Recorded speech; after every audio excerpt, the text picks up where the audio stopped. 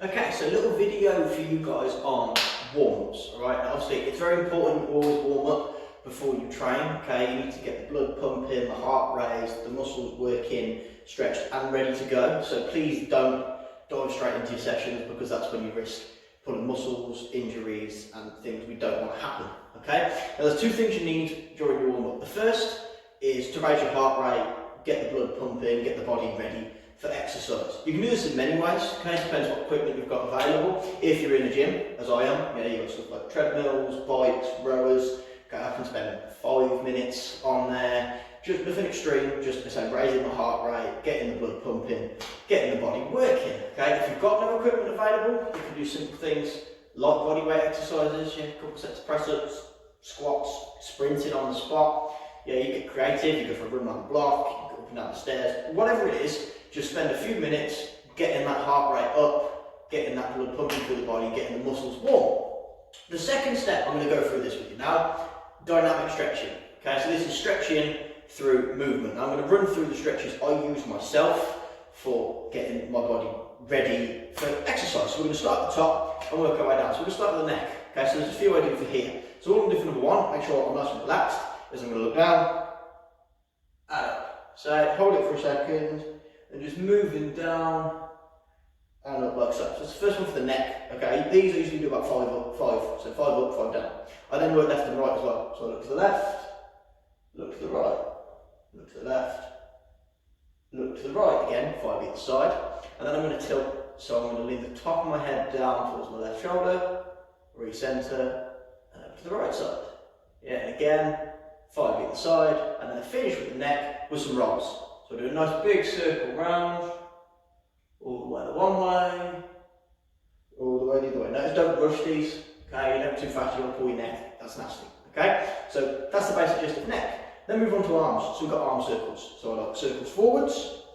Okay, when you're doing these, try and keep your arms as close to your ears as possible for the whole movement. So don't kind of circle it out here. Nice big circular motions, and imagine trying to squeeze your arms in towards your ears for the whole way.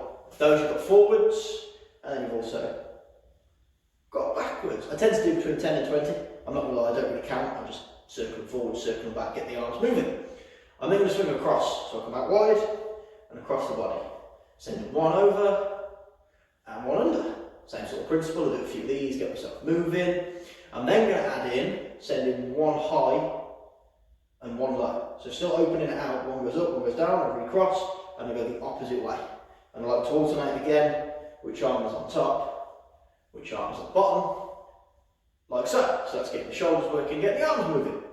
And then I'm going to move down a bit more, look at some torso rotations. Now this is a good one for kind of whole body movement. So I'm going to twist my ankle, twist my hip, twist the shoulders, let the arms go, look over, and just alternate sides in this way. So I get a nice big rotation all the way through my body. Okay, I see a lot of people do this, and you can do it legs straight, rotate side to side, but I like to get the legs involved, to say, because it gets my ankles warm, gets my hips moving, and I can get a better twist in this way.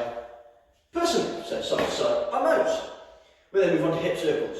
Pretty self-explanatory. Stand nice and comfortable. I'm going to drive my hips as far through the movement as I can. So don't just kind of stand here and do a little circle here. I really want to be pushing my hips through.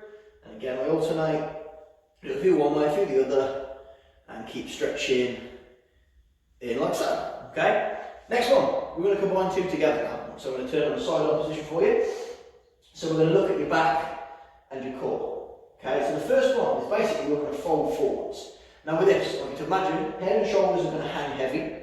Alright, and I'm going to create a big roll in my spine. Now we're not looking at hamstrings, so we're going to keep the legs straight and stretch this way. Okay, I can slight bend in my knees if necessary. And I'm going to fold down, touch the floor, and then I'm going to bounce from this position. Come up, hands into my lower back, drive my hips forwards and look up towards the ceiling, so I create an arch the opposite way. And I kind of just take it in my own time, going from one to the other, get a nice movement in the body. After a few of these as well, it's quite nice to hold them for a few seconds, so I might stretch down, let it hang low, 5 seconds, come up, drive the hips forwards, look up, and potentially hold it for 5 seconds if you want to throw that in there. Okay? Last couple, we're going to move on to legs. Okay, so we're going to look at swinging the legs now. There are 3 different ones of these. So you've got front swings. Remember with this, legs are going to stay straight, toes are going to point up, I'm going to swing up in front here. Aim of this is to start nice and low, and as you get warmer, flexibility increases, the leg gradually creeps up and gets higher and higher. Between 10 and 20 on either leg, alright, depending on how you're feeling, what needs warming up. We're then going to work sideways. So same sort of principle, I'm going to stand in a nice straight line, usually my glute outside of my hip to raise my leg up to the side and back in this way. Notice my foot, I don't turn my toes up here, okay? I lift the heel up and out and back down, in like so. Again, working both legs. One point on that as well, head. Don't lean your head down to raise the leg up. I stand here, raise it up, and my body stays nice and upright. I get a slight lean to counterbalance, but my head's not going towards the floor. And the last one of these we're going to do is we're going to swing it backwards. Now for this, you can use a surface to hold on to if you wish. You can have a wall wherever you are, or you can just kind of stand on the spot. My aim here, again, is not going to be to bring my head too far forwards. So if you've got a wall, you can get a quite slight lean on, and you can kind of, you're not going to headbutt the wall, obviously. And then I'm going to raise this leg up behind and back down. Okay, notice I get a slight bend at the knee. I'm not going to keep it straight, but I'm not kicking my foot this way. And I'm using my glute, lower back, lifting in here, and just swing these off, and the same on both sides. Okay, so that's your basic warm-up. All right, you should spend about 5 to 10 minutes on your warm-up. Yeah, so usually about 5 minutes raising the heart rate, and then 5 minutes to go through those dynamic stretches.